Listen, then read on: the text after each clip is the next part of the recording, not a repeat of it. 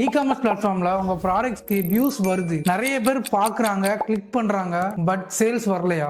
Reason என்ன தெரியுமா? Traffic problem இல்ல, கன்வர்ஷன் தான் ப்ராப்ளம். கஸ்டமர்ஸ் உங்க ப்ராடக்ட்டை கிளிக் பண்ணிட்டாங்கன்னா வியூஸ் வருதுன்னா இமேஜ் ஒர்க் ஆகுது, டைட்டில் ஒர்க் ஆகுது, ஆனா ஆர்டர்ஸ் வரலனா ப்ராப்ளம் நெக்ஸ்ட் ஸ்டேஜ்ல தான் இருக்கு. கஸ்டமர்ஸ் உங்க பேஜை ஓபன் பண்ணும்போது ஃபர்ஸ்ட் பாக்குறதே reviews, image, ratings and product details. இது வீக்கா இருக்கும்போது கஸ்டமர்ஸ் ஸ்வைப் பண்ணிடுவாங்க. கஸ்டமர்ஸ் உங்க ப்ராடக்ட் மட்டும் செக் பண்ண மாட்டாங்க, 4 to 5 காம்படிட்டர்ஸ் ப்ராடக்ட்டையும் செக் பண்ணுவாங்க. பிரைஸ் ஓகேவா இருக்கா, ரிவ்யூஸ் இருக்கா, டெலிவரி சீக்கிரமா வந்துருமா, எல்லாமே கம்பேர் பண்ணிட்டு தான் ஆர்டர் பிளேஸ் பண்ணுவாங்க. ப்ராடக்ட் குவாலிட்டி நல்லா இருக்கிறது இம்பார்ட்டன்ட், பட் உங்க லிஸ்டிங் பார்த்து தான் கஸ்டமர்ஸ் உள்ள வருவாங்க. ஆன்லைன்ல சேல்ஸ்மேன் யாருன்னு நினைக்கிறீங்க?